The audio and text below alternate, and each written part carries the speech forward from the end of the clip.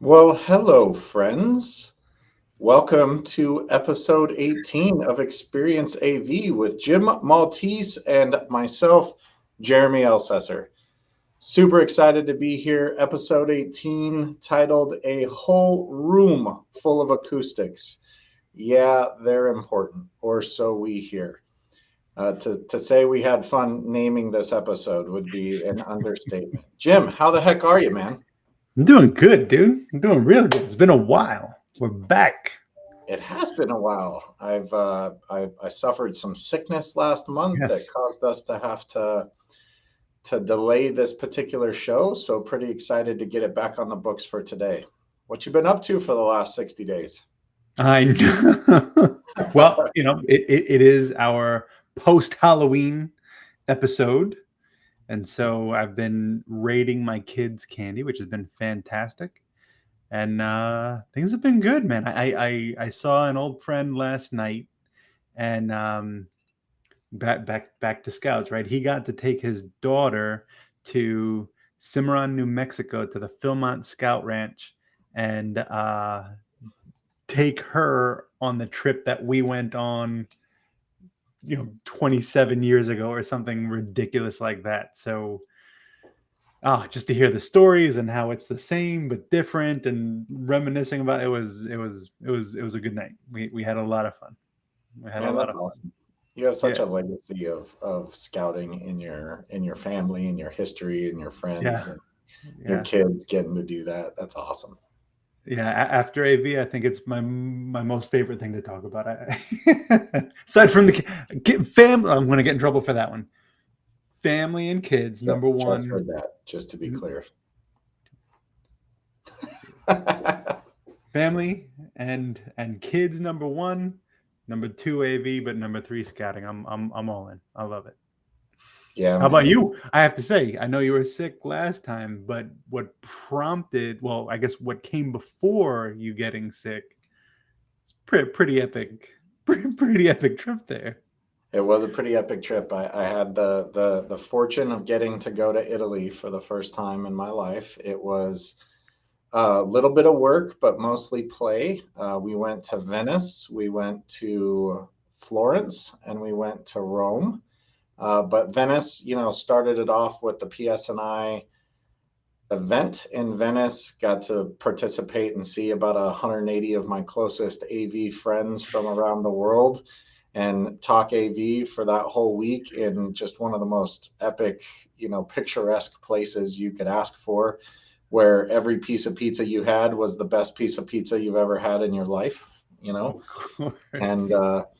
yeah, and then me and my wife were fortunate to spend about another 10 days there, touring Florence and Rome, and what an epic experience that we have paid for dearly as we came home. And yeah, I came home with some nasty bugs, and it's been kind of attacking us for a long time now. Happy to say that it's not COVID. Took another test over the weekend just to verify that it was, but yeah, man, what an epic trip! What an epic trip! What an epic place! Highly recommended. So that's been like the big thing for me on the personal side that's been going on in the last 60 days, and then of course, like you mentioned, Halloween and parenting teenagers, which you haven't quite got an opportunity No. to hit that particular part of your parenting journey, but I wish you well on Yeah, no, on the right. journey. Yes. Well, I believe I'm in for it. I feel it coming, but hopefully we have a few years.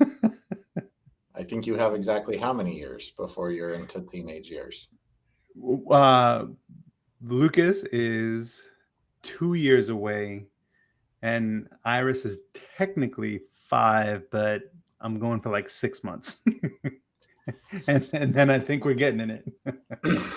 Yeah, man, you got great kids. And, it's just, I reflect back to when I was a teenager and how I felt about my parents and the stuff that I was up to. And, I should probably, manage my expectations a little bit better, Uh, for kids and for kids that are teenagers. But here's a big question. What did you dress up for Halloween? So I have this costume. I was a cowboy riding a dinosaur. And that's what you actually put on, or Yeah. It's kind of my go-to. It's been a staple, but it's like one of those like semi-inflatable things. So I inflate the thing on the bottom, and then my legs look like the dinosaur legs, and then put on a costume outfit, and then the cowboy legs are the inflatable one, so it looks like I'm riding a dinosaur. I don't know. It's a whole thing. It's a thing. it's kind of weird, man. Yeah, and you have the fan going behind you to keep it inflated, and I think it's hilarious. I think my kids are getting bored with it, and they always end up using like the inflated dinosaur head as like a punching bag. Yeah, it might be time. It might be time to retire it because now they're getting bigger and they could really like do a number on the dinosaur balloon thing. So I don't know. How about yourself?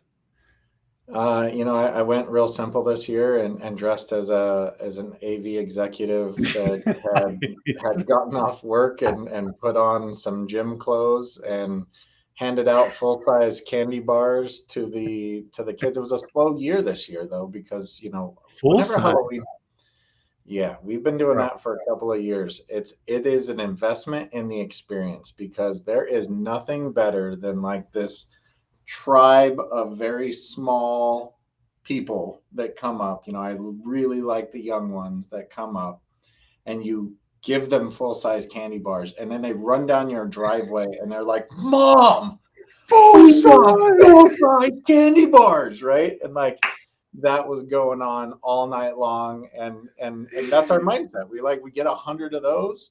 And once we Outstanding. hand them all out, we turn the lights off and we're done for the Outstanding. evening. Now, it was a pretty slow night though, because Halloween being on a Monday. I know. Whenever it's on Well, the for us, weekends, man, it's crazy in our neighborhood. But whenever it's on the weekday, it's pretty hit or miss. yeah, it was like a threefer for this. So we had like uh they call it a parade around our friend's neighborhood, but it's like everyone just gets together and that's going to be the trick or treating 2 hours. And so we did that. Everyone gets dressed up. All the parents start drinking. All the kids go trick or treating. It's awesome. And so that was Saturday. Sunday was like Scout Halloween thing, and so we celebrated again on Sunday night, and then Monday was proper Halloween, and it was just nonstop candy and nonstop sugar high sugar crashes. It was As a it long should be. weekend. Yeah, as As it it should should be. be. As it As should it be. should be. We got And the Nicholas. biggest haul my son got, he came wagging his prize down someone's it was fun size, so it was the small, but he got a sleeve of fun size Mounds bars. And Ooh, I did the dad tax, you need me to, can I carry your bag? Can I help you out, sir? I'm gonna just take this as payment, slide into my back pocket, and we were good to go. the A sleeve dad of Mounds bars. tax. Fantastic. That is fantastic. We got Nicholas Restivo here saying Yes. hello, and man after my own heart did full size as well with chance of the best house on the block. Anybody else who's happens to be listening into the live show, share your comments with us. What'd you do for Halloween? What'd you dress up as? And what was the best costume that you saw? Absolutely. I And I got to shout out to Mr. Restivo. He headed the math department at my high school. So it is so good to see you here, Mr. Restivo. Thank you for joining in, man. Great to I see love you. that you have to call him Mr. Restivo. You can't even use his first name. It's so ingrained That's the in your. thing. It doesn't compute. It doesn't compute. All my old teachers, all my old administrators, like you can call me John now. You can call me Ed. I'm like, nope, No, thank you, can't, Mr. just can't. Restivo. Yeah, you got it, Mr. Murray. Well, Nick, me and you, buddy, I'm here for you. We were not in that type of a relationship. So if you need an adult friend that doesn't refer to you by your teacher name, I got you. Yes. All right. Sorry, Nick. I will do my best to get over it. I'm working on it. I'm in process. I'm in process. Let's make sure we share this with the whole group so they can understand what Nick had to say about this particular item. Right? Get over it, Jim. Same thing. Okay, that was 15 minutes of like catch up time, and that's fair. We usually spend 10 minutes, but we had a little extra time between. So let's get to the topic at hand. I think the first most important thing to talk about is acoustic a plural? See, Oh, you knew I was going to go here. I'm not even sure I want to talk about it, but continue. I think we have to talk about it. Yep. Right? Let's recap our conversation. What was it? Was it a room acoustic or room acoustics? And then we Googled it to find out because we needed to find out. And it's acoustics, and it's plural. Yes. And I think that was the big. What was your takeaway? What was your learning? That was my takeaway. I'm like, there's no acoustics is singular. Like the acoustics in a room is good. The acoustics is good. But no, now that I say it, even that is incorrect. Yeah. The acoustics are good. And then the acoustics are good. What was it? I think I was like, but what's an acoustic guitar? You don't call it an acoustics guitar, right? Well, now that you say it out loud, yeah, I'm with you. For everybody who's listening, Jim Maltese is one of the most impressive people this industry has to offer. He has done some crazy audio stuff in his life. He has commissioned wonderful audio systems. And here at the grand old age of what, 22, 23? Yeah, somewhere around there, 22, 23. Yeah. We're learning new things. It was a big learning. Acoustics is plural. And here comes. I don't speak English good. It's fine. Well, let me ask, can the acoustics in a room maybe improve upon you speaking English good? Yes, they can. So maybe we start here. What was I'm done the shaming worst whatever. What was the worst sounding room you have been in based on its acoustics?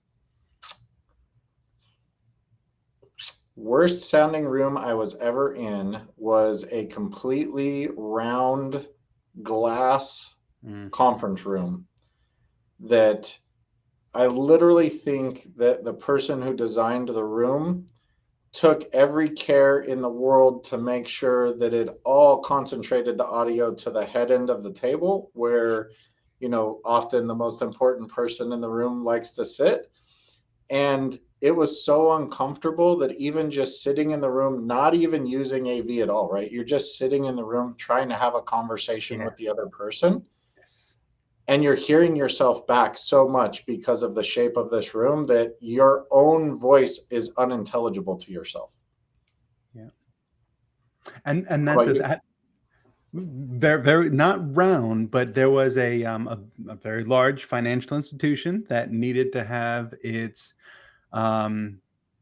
first floor lobby and its headquarter building. They wanted to turn it into an event space because it was a very impressive lobby, and it is an impressive lobby. Marble floor. It was 50 feet, so there was another marble slab on the side of the elevator lobby, and there was glass walls, and it was cavernous. It was huge, and the reverberation time was terrible just because of the hard surfaces and the volume. So audio would stick around in there, but the slap echo off the marble wall, off the elevator bay wall, was so wicked, and it came just at that perfect time. I think we measured it at like 50 milliseconds, 55 milliseconds, something like that.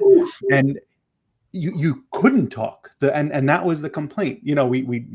We set it up, we did our best, but because that wicked slap echo came at just the perfect time, it confused your brain, and so you could not speak, and so it affected how I speak good. But then that was like a product in Japan where they it was a planar speaker array, and so when they had this issue of people talking in theaters, They wanted a very polite way to make them stop somehow. And so they had a shotgun mic where they picked up the offender's speech. They delayed it about a half a second and then piped it back just at that one seat through like a planar loudspeaker array. So it was a very focused audio beam. And just hearing yourself back at about a half a second, or well, 50 milliseconds, so 0.05 seconds, confuses your brain so much, and you lose the ability to talk or maintain that stream of thought. And that's what was happening in this lobby space of this multi-billion-dollar high rise in New York City. So that was the worst. And we got a STIPA on it for intelligibility. We wanted to see how the system did. So it's not just the acoustics of the space, but we had steerable line arrays. Like we had good kit in there. It was really good equipment. And the best we could do was like a 0.42 intelligibility index. Whew. It was Quick, miserable. It was we got miserable. to educate a little bit. So what does that Yes. what does that come out to be? What are you shooting for? Give us a quick STIPA overview. Yeah. So STIPA worst case, like the life safety stuff where you just want to get quick information out, should be at least a 0.62 so that you can understand, get out of the building, go to the door behind you. That's a very compressed little statement. You can understand that it's quick, and the minimum there, I'm just going to call it 0.6 because that, why are we getting it? 0.6. What I heard in this acoustic toilet was a 0.4, and on the other side of it, if you want like a good listening experience, it should be like 0.7, at least 0.7, 0.8, somewhere, and that's where most conference rooms are. And you couldn't get more than a 0.42? No, it was So miserable. it was worse than like, a giant train station in Europe Oh yeah, with, yeah, that's crazy. yeah, yeah. Take a middle school gymnatorium or cafetorium, whatever they call it, and multiply it by 3. That's how awful it sounds. Gymnatorium. Cafetorium. It's the combo. It's a gymnasium. It's a That was good. That cafeteria. It's an was amazing. auditorium theater. I It's like it. That was yeah, nice. yeah. That's the It's hybrid very fancy. spaces of the future right there. That's it, man. Gymnatorium. So did the client like come at you and go, "What's wrong with your system?" Of course. Of course. And this is why I think this is such a good topic to talk about, because I think we've Yeah. all been bit by this exact thing where we walk into a space or we see a space on a floor plan and we're like, this is going to be a nightmare. But we don't say it's going to be a nightmare because we're the nice guy AV guys, and we'll get the best equipment available, we'll get the best team assembled, and we'll do our best. But then what happens isn't, if the best isn't good enough, or if it's like the other thing too, is we can put in our proposals, for this system to work, we need such and such reverberation time, we need such and such ambient noise, and the client's like, yeah, no, that, yeah, I don't know what that is, but we'll give it to you. That's no trouble. And then you get there and the system doesn't work. It's miserable. And you can go back to the proposal and say, hey, we kind of agreed that you'd give us, a reverberation time of 0.6 seconds, half a second, whatever. And it's like 2.5 seconds. So it's a little bit of a different space than what we originally agreed to. But at that point, it doesn't matter because the client spent money. We're in here and no one is happy. That's it. It's That's it. challenging. I remember when I was learning how to commission audio spaces, and a mentor at the time said something to me that I argued about for a while, kind of based on what you just said, right? Which was, you can't EQ a room, you can only EQ a speaker. Mm-hmm. And it took me a long time to understand what that actually meant, right? And it comes right into this conversation about this crazy lobby that you had, right? So here you have this insane not, can we agree that that would be a not ideal acoustic environment? And see how I used acoustic in the singular form right there? Yeah, I appreciate it. I picked it Yeah. up. I like that. I like Yep. that. So can we agree that is a maybe even a hostile Yeah, acoustic? I'm going hostile. I'm like, yeah, Yeah, yeah, yeah, like aggressively hostile, yeah. trying to Aggressively put hostile. Yes. trying to put a system in there and get it to sound good and intelligible, right? You're not in the right space. But the expectation of the client, and like you said, you put all this amazing equipment in here, expensive equipment, line arrays, which, steerable line arrays, columns. I'm sure they were column steerable line arrays, right? So, Mm-hmm. beautiful, aesthetically pleasing, black magic in those boxes that allows you Yeah. to do all kinds of crazy stuff Oh yeah. in acoustically aggressive spaces. And even with all of that, right, you couldn't get better than a 0.42. And the client's like, you didn't do something right, Yep. right? Why can't your system provide the experience that we're looking for? And it was, as John, my mentor, said, you can't EQ the room. And most people think EQing the room is EQing the system that you put into the room. Yep. And so there's that statement, right? You can't EQ a room. And what that really means is you cannot change the acoustic properties of a room with the equipment that you put into it. The acoustic properties of the room are 100% related to the construction of the room, the design of the room, the dimensions of the room, the materials that are used in the room all over the place. So you can only EQ a speaker, right? You can only make that speaker sound as good as it can sound. And if you take it out of that aggressive space and put it into a more, what's a good adjective for this? Behaved, Yeah, well acoustically behaved. Well behaved behaved. Yeah, space, yeah, yeah, well yeah. behaved space, you'll get an incredible experience out of it. But the expectations of our clients and of our users to be able to put technology into a space and fix the acoustic challenges that might exist within a space, man, this is a fight we have every single day of our lives. Yep. So tell me, did you do anything to improve upon the situation in that environment? It was a sad day. What we had to do, and what ended up working out okay, or at least better, was we ditched these beautiful steerable arrays and just went with what are essentially stage monitors, or fold back loudspeakers. That's what we tried first. Was because of that slap echo, it delivered the audio at that perfect moment to confuse you while you're talking. What you could do to combat that is put a stage monitor there, and as long as the audio from that stage monitor is much louder than the echo, that's where your ears focus, and so you're able to get through your speech. The echo becomes less significant. But then what we found with the stage monitors was like, they kind of don't sound bad because they're on the floor, getting absorbed by the people who are standing closest to them, instead of like coming from up high, hitting the volume and hitting all these hard surfaces coming out of the speakers. It came from a stage monitor and it went right into the people immediately. And so that's the loudspeakers they kind of settled on, were these little floor monitors that were angled up, so that the sound was, it used the crowd as absorptive material, and those stage monitors were always aimed at the people, so it never really got a chance to get at those hard surfaces.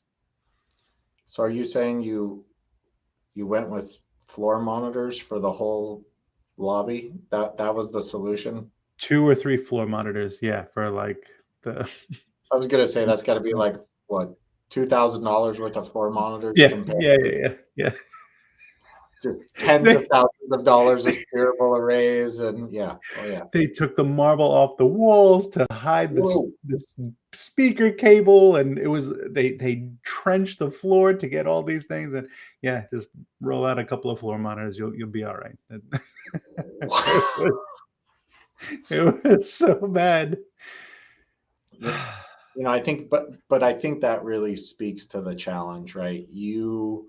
When that lobby was designed, did anybody who was on the design team at that moment know that the future state of that lobby was going to be to try to have a high quality PA system installed in Exactly. No, no.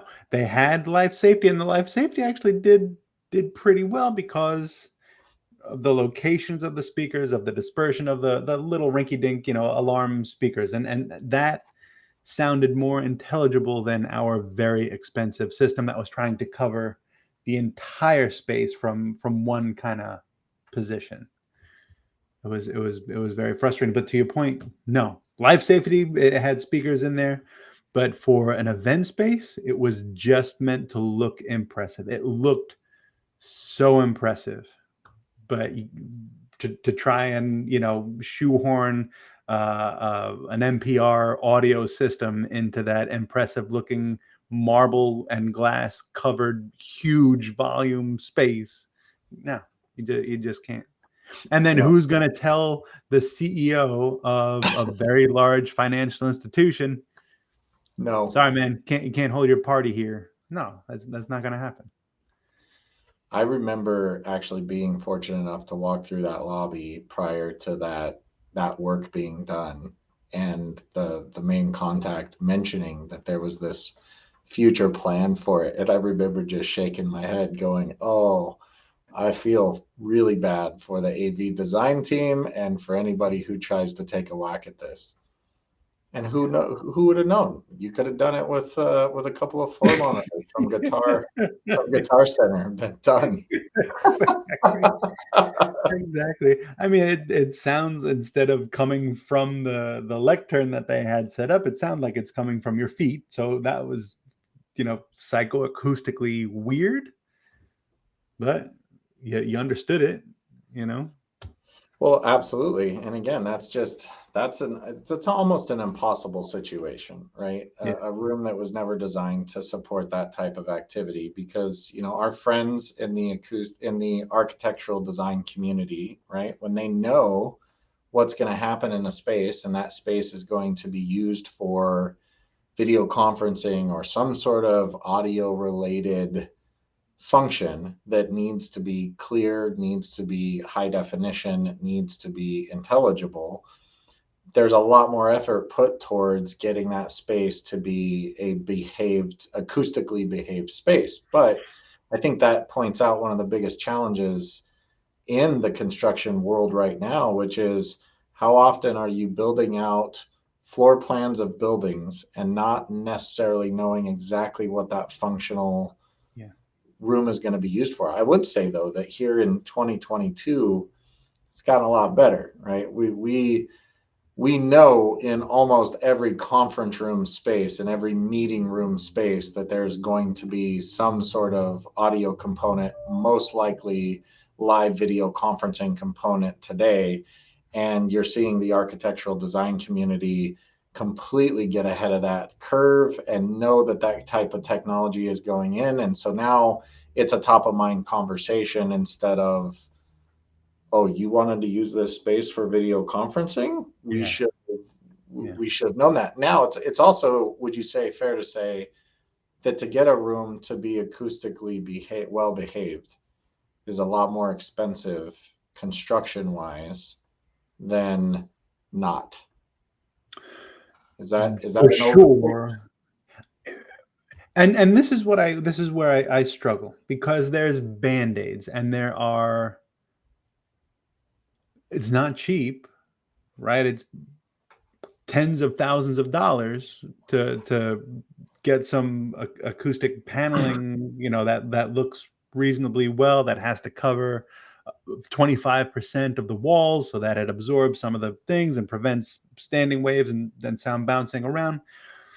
Um, so it's definitely not cheap, but you can make it better for a small room for $10,000, which it's a lot of money. It's a lot of, and then my Per problem room? with that solution, per room, and my problem with that solution is it might not fix the problem, and you're never quite sure how much it's going to improve things. you know. And so if there's like a poor performing room, like with a video bar codec, you know, let's say it's like a 20-foot room or something, manufacturer says, you know what, this video bar codec works out to rooms that are 25 feet square, you'll be fine. And then you put it in, and it's got poor acoustics, and so it doesn't work. It doesn't sound good. People can't listen to it for very long without getting tired. Now, what do?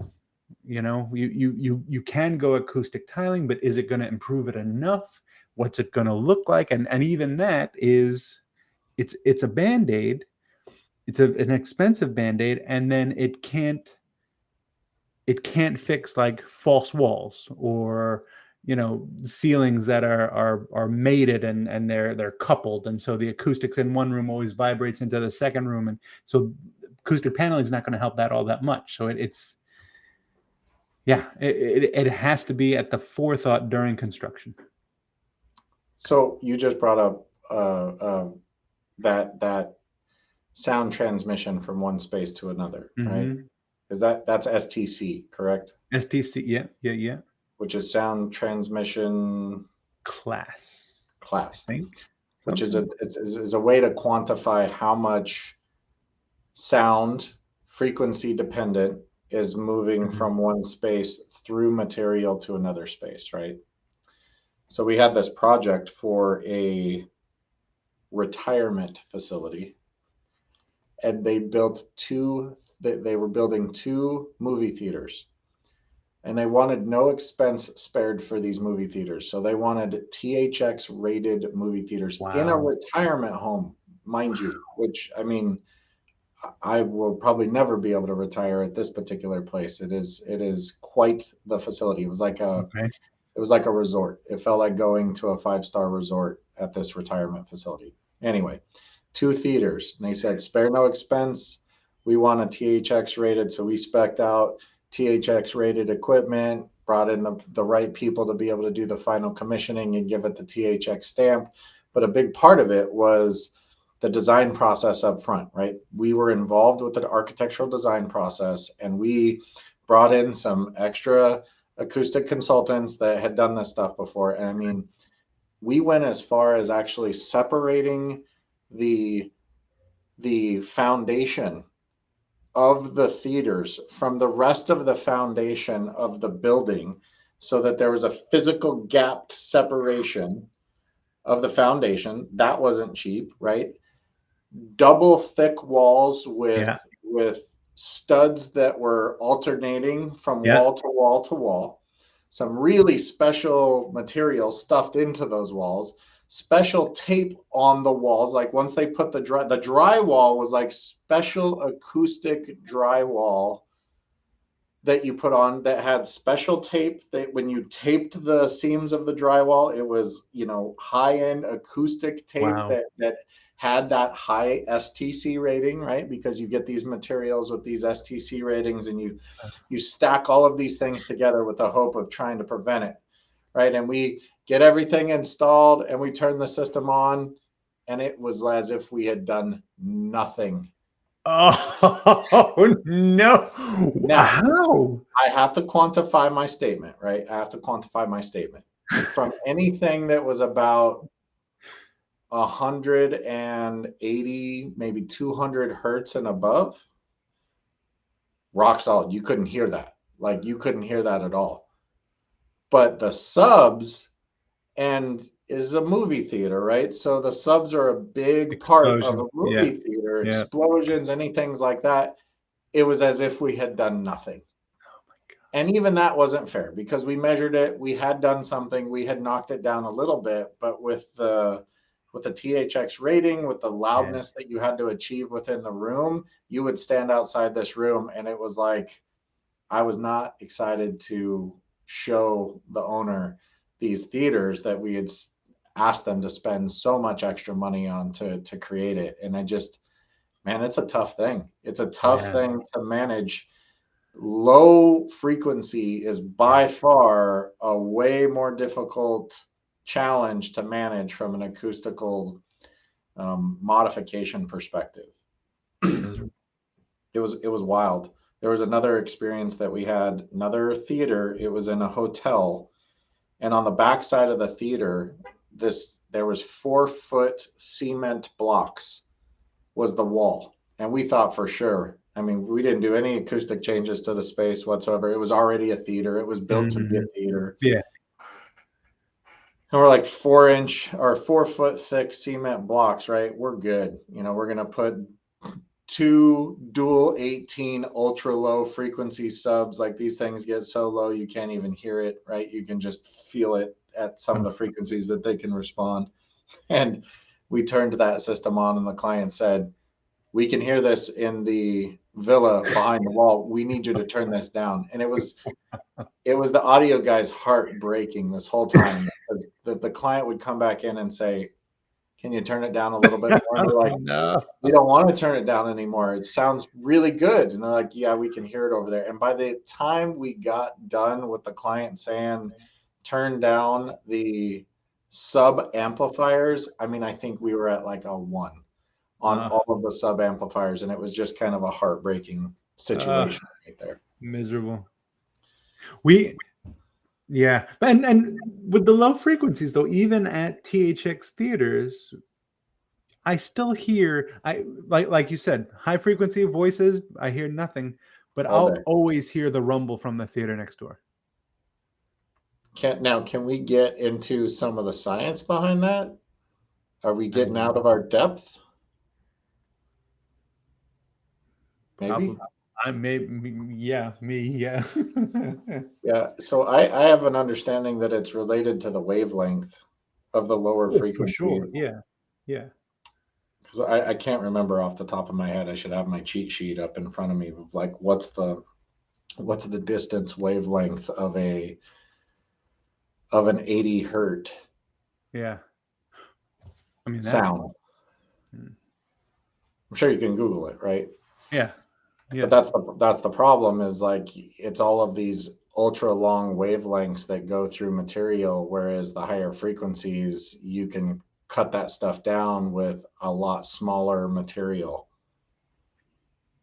as well as sub frequencies being omnidirectional, right? This is where I get out of my depth pretty quick here. Maybe we should have done a disclaimer at the beginning. We are not acousticians. I mean, we just learned that acoustics was a plural word. Work with me here. Yeah, it's a plural world, Jim. So that as well. It is a plural, yeah. But we deal with it all the time, right? Audiovisual professionals are constantly interfacing with spaces that have acoustical properties that are challenging us that create challenge for getting the outcome that you're looking for. Now, I made a statement earlier that I want, and I haven't seen anybody, challenge this, and maybe that's because there's not too many live listeners here.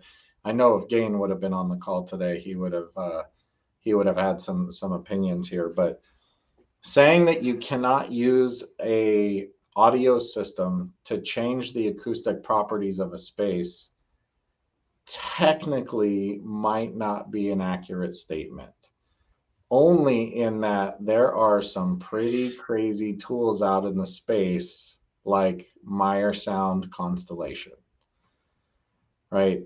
And I remember Meyer Sound Constellation, this electroacoustic system, which is a matrix array of loudspeakers and microphones evenly positioned and spaced out on the ceiling and all walls of a space, gives you the ability to actually control the acoustic properties of that space through significant crazy processing. Does it control the acoustics, or does it mimic whatever acoustics you want? It kind of creates a virtual acoustic stage within the space. So while you might have the acoustic properties of the box that you put the system in, you now have a lot more control of how a person interacts with the system that's in that space, because it's not just a couple of loudspeakers putting out audio bouncing off. You're able to program and process the audio such that you're reducing audio out of some loudspeakers, you're pushing it out of other loudspeakers, and Wow. you can essentially simulate whatever acoustic space you want. And so they have examples where they've installed this in really large cathedrals, huge challenging spaces. And because it's a peppering of microphones or a matrix of microphones and loudspeakers, you're essentially picking up the audio in the space through those microphones, processing that live through all your computers on the back end that are doing the processing, and using that data and information to ultimately control and process what's coming out of the loudspeakers to give you the effect that you're looking for. The Magic. craziest part about that is they have an example of this large cathedral space. It's a 360-degree stage. Mm. So large, 360-degree stage, thousands of seats around it. The person in the middle on the stage has no microphone on them. There's no actual local microphone on the person. They're being picked up by the system, the array of microphones on the walls and on the ceiling, being reproduced and pushed out to the loudspeakers to give the ultimate experience. So it is another level. When the first time I ever saw it at Infocom, they brought you into this. Have you seen it? Have you ever experienced it, Jim? No, I've never experienced it. No. You have to see this. Like next year at Infocom, you have to make a special thing to go see the Meyer constellation system, because it's kind of starting to really like challenge the rules of physics, which, you know, Right. most of what we're talking about related to room acoustics is physics, right? It's all math and it's all physics. And so they take you into this black box and they sit everybody down. There's probably, you know, 70, 100 people in this room. And when I was there, this saxophone player woman comes out and she's playing. They've got a spotlight on her and they've got this saxophone walking through, and she walks through the whole room, like up and down rows, and it sounds amazing and it's fantastic. And you're like, wow, that sounds so natural, and it's positioning, right? So you see the saxophone player on the other side of the room and it's positionally over there, right? The audio is Mm-hmm. coming from over there. So you assume that you're just hearing the saxophone. They let everybody come in and they sit down, and then the person gets up and he says, okay, welcome to the Meyer constellation system. You've actually been experiencing it while you came in and sat down. And they have the sax player continue to walk around the room, and they say, and now we're going to shut the system off. And all of a sudden the audio goes from big, not over loud, kind of perfect loud, but positioned to very small. And now there's no audio being reproduced in the space. And it was just one of those moments of like, I don't even know what's happening, right? Like the amount of processing in the background of the system that allows for that. And there's no microphone on the saxophone. It is just being picked up by the matrix of microphones and being reproduced into the loudspeakers. It is unbelievable.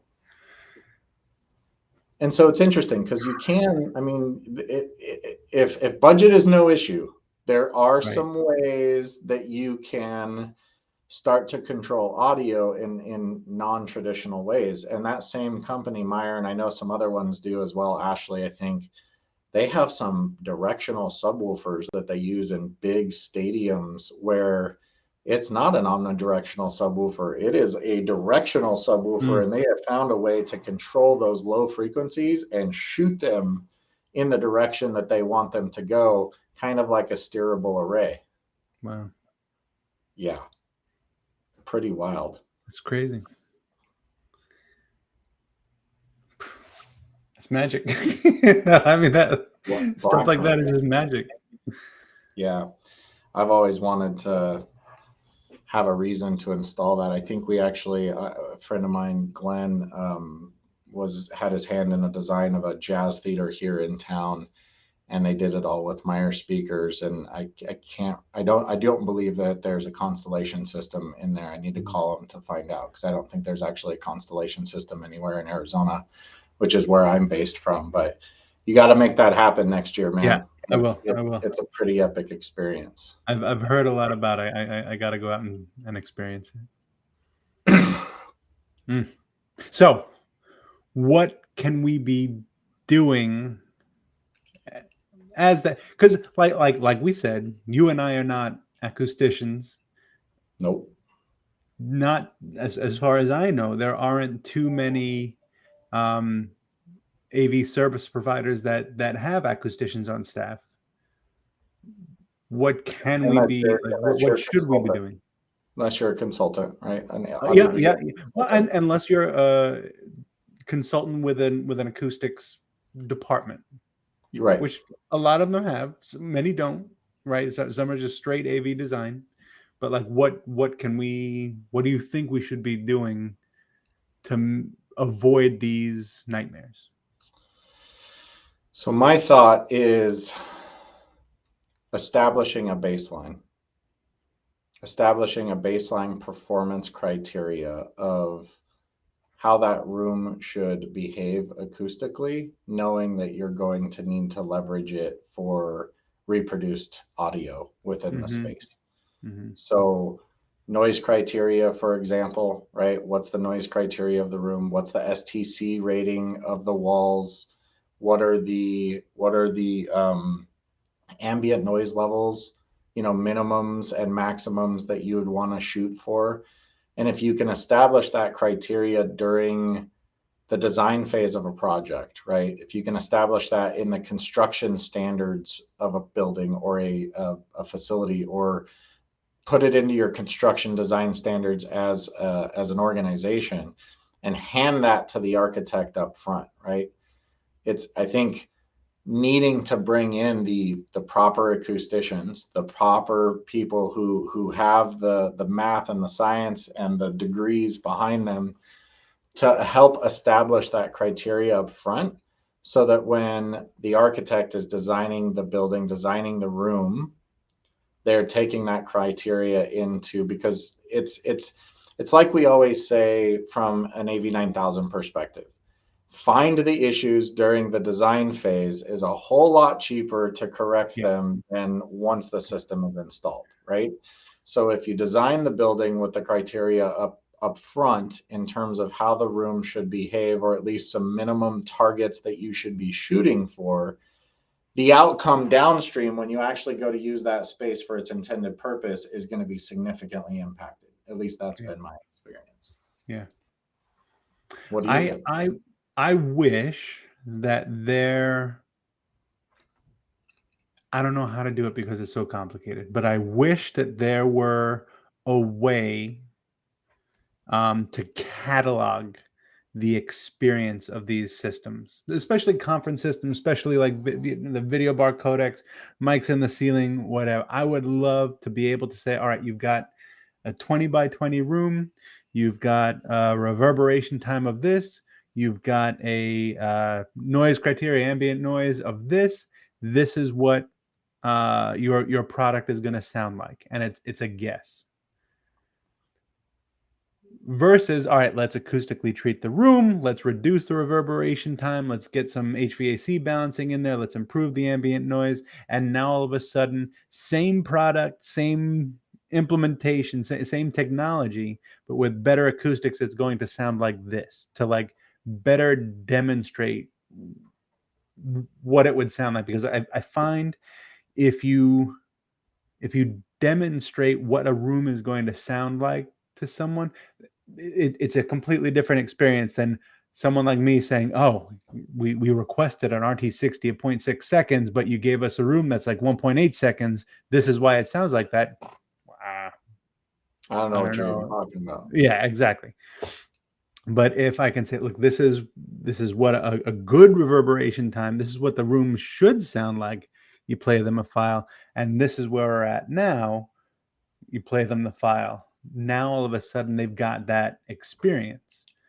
But I think the problem there is finding 20 by 20 rooms at those, different acoustical properties, and then having the wherewithal to, oh man, I got to remember to record that because that sounds terrible. I want to document that and start cataloging it so I can play it for my clients. Like it's So this exists, Jim. This what you're asking for. People have taken a shot at creating that. You know, our friends over at Biamp, as a matter of fact, on their website, give you the ability to plug in some parameters for a given space, materials. I mean, they're taking into account the acoustic properties of a space, and they actually kick out an audio file that you can listen to say, this is a simulation of what audio might sound like in that space.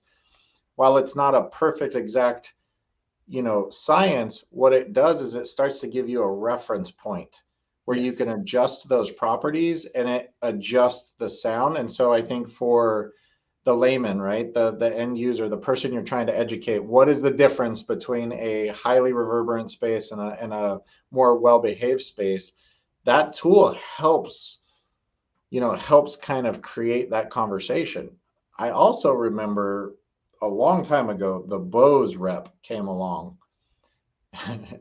They had this box that you could put your head in. It was called the Bose Modeler. or the acoustalizer. It was maybe that's what it was called, but it Oh was yeah, yeah, whatever. Yeah, literally yeah, they yeah. could plug in parameters and they could demonstrate what the space would sound like through processing. And it did an incredible job of, like, you stuffed your head in this thing. And it was like, oh, that sounds horrible. And then you kept your head in there and they're like, this is what it sounds like with, a well-behaved, low time reverberant space. And you're like, yeah, that's better. I want that, right? Because that's Yes, kind of the yes, goal of what you're accomplishing.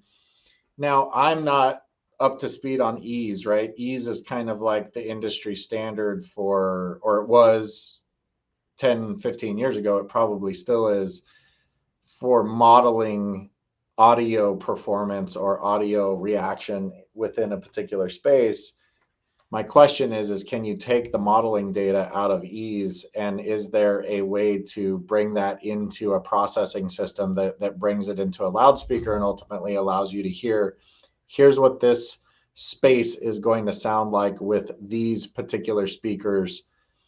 And although it's not a perfect science, it starts to create that. I think about, yeah, like, what we're doing in the industry from a virtual reality perspective, where we're starting to build these virtual reality environments that you can walk through, and it's really easy to see what the space is going to look like and what video is going to look like. That dimension of audio would just take it to a whole yeah, nother level. yeah. And Is that that what and that's what you're kind of talking about, though, right? that Is is exactly what I'm talking about. And if I use the parlay mic calculator demo all the time. It is so powerful, and I love it. And they've got the scale for how far away you are from their microphone, and that's fantastic. But the acoustics are just categorized as poor, fair, good, very good, perfect, that's a very subjective thing. and I don't know what that means. And No, that's like with acoustics, a lot of like when you go to like an acoustical paneling manufacturer, they're like, all right, I've got a reverberation time of this in this room. What panels do I need to make it 0.6? 30% of the wall. It'll improve it. Well, like that's the default answer. that's it. And then you can get better once you start modeling, but now it's money and time and resources to do a 3D sketch of that room and put the materials in, put the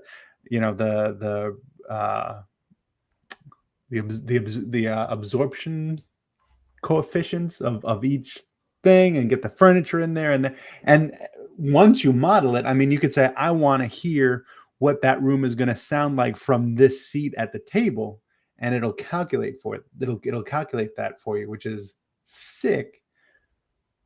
But you can't do that on every system. For if you had like a very large, expensive auditorium, if you had an incredibly large house of worship, upgrade or something like that, of course you're going to model and spend that time. But for conference spaces, nobody got time for that, man. We got, it's hard. Well, that's like kind of back to the parlay microphone thing, right? You need a simple reference model that you can Yeah. just share and get a. I think it translates a lot better compared to what you said earlier, right? Like, oh, I asked for a 0.6, you gave me a 1.5. I have no way to quantify what Mm-hmm. that actually means in terms of user experience. Yeah. Yeah. But that tool at least gives you some sense of it. Do they not provide a description of the like poor, good, As excellent? soon as I Like, said that, as soon as I said that, sorry. Yeah, let me see. we Yeah. got. But and it's nothing against them. I absolutely am in love with this calculator.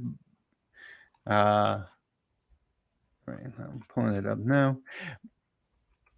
So in your experience, let's see. No. That's tough. That's very subjective. Wait. Oh, wait for it. I'm going to You do a see, little I take it dance. back. Oh, they have a description. I take it back. They What, absolutely do. what's the descriptions? It's Are they fantastic. long? So poor acoustics is a noise floor of more than 50 dBA weighted and a reverb time of more than 1 second. And then So that's fair is awesome because that's quantifiable. Like that is quantified. you can measure that. I never clicked it. This is Biamp just knocked it out of the park. That's quantifiable. The ambient Um, noise is easy. You can almost get that like, from the client if they're willing to yeah, install an app on their smartphone, not saying that it's calibrated or class A or class B or class 1 or class 2 calibrated, but at least it gives you a reference point. The reverb time I have always found to be a much more difficult. Actually, that's a good topic of discussion, right? So as an integrator or as somebody who is providing systems or working with rooms and struggling with the acoustics of the room, what are the easy ways for you to start quantifying what the yeah, acoustic performance is, in yeah. your opinion? And well, yeah, I mean, it's Where do you you got to get an start? acoustical analyzer, right? Okay. Yeah, Let's go. and you could Let's start with go ambient to. noise, but ambient noise is just one simple number that like is taking in this very complicated ambient noise waveform in the space. It's cheap, but it's also not completely useful. But as soon as you get an analyzer that has an RTA on it, like a real-time analyzer, where you can see the levels at different frequencies, now we can get some real information there. And I find the reverberation time has such a large effect on system performance, and that it's a thing to measure reverberation time. You need a very loud loudspeaker to put Yeah. out peak noise. It's got to go 60 dB above the ambient noise. So it's going to be most likely about 100, right? 100 dB SPL in the room. So it's going to be very Well, disruptive, that's very if you loud have a well-performed room. in a well before. Yeah, exactly. So I had a it's room in complicated. India that was 58 dB ambient noise. So to try to get a real RT60 Yeah. rating, you would have been at 120 dB And then you're within going the to space. permanently damage your ears if you don't wear protection Well, it's like to take a I don't measurement. have a speaker that'll produce 120 dB. Like, that's the problem. Yeah. Okay, so let me ask you this. Let me challenge you this. If there was one thing, one metric, one number that you could gather and quantify that would have a large potential impact, what would it be? For me, it's got to be the RT60. Over the ambient noise? Ambient noise will get us how loud we need it to be, which is very important. But the RT60 is going to dictate what microphones I need, where I can put them, if I need what type of loudspeaker. Like it's going to have a large, in my opinion, it's going to have a larger impact on the design. Maybe. I think so. I think you're right. I think when you come at it from the design perspective, yes. I think if you're just trying to quantify some of the challenges that come with a challenging acoustic space, because you end up getting the ambient noise level when you do an RT60 reading anyway, right? That's That's kind a of good point. part of Yeah. that's Yeah. kind of part of the basics, but it's hard, right? That's what the only struggle that I have and that I've struggled with for years, right? We have all the tools to be able to do an RT60. It's an endeavor. Yeah. It is not just, taking your acoustic analyzer and taking a number of test points and averaging that out and figuring out what your ambient noise floor is, which fast, easy to gather that information, put a number to it, helps you Yeah. understand, especially if you're in a noisy environment, where it's coming from, where some of those challenges are. I'm struggle with that, right? Because the complexity of gathering the RT60 data, the reverb time, just I think almost makes it in a lot of cases not able to be done, right? Like Yeah. it's just Yeah. almost not. I'm losing my words right now, but it's no number is much worse than having the ambient noise as a starting point. I agree. And that still has a huge impact on the design of the system, because that's what you have to overcome.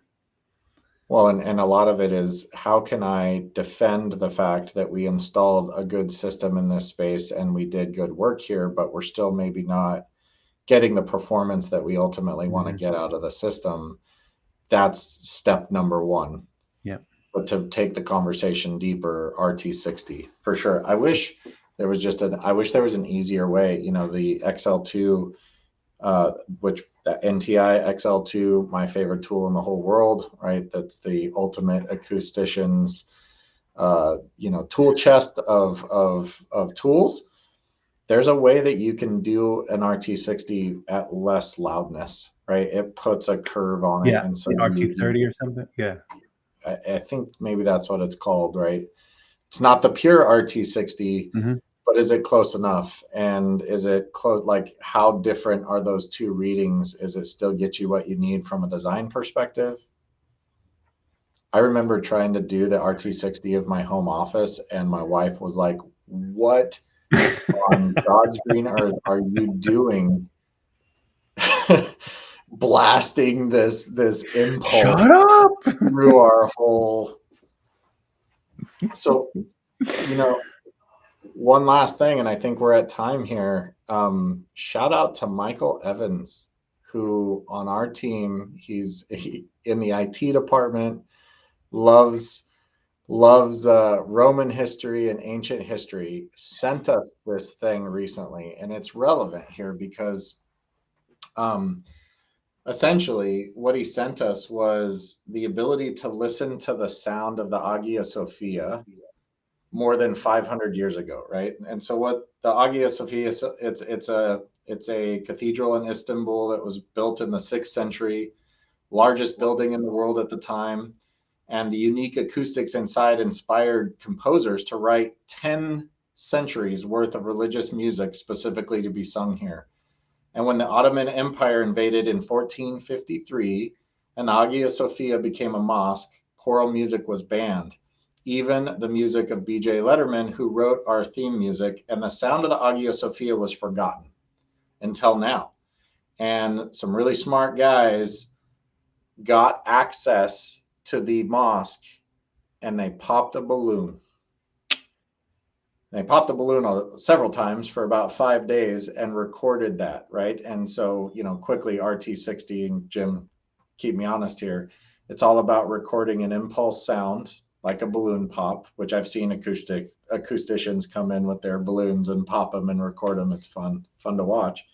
But you record the delay time that you record the amount of time that And impulse sound, that pop of the balloon, decays by 60 yeah. dB, and you record that and measure it. So the less amount of time it takes to decay, the more behaved and what do they call that? Dead space, acoustically dead. Is that right? Versus like an acoustically live Oh, space, sure. Yeah.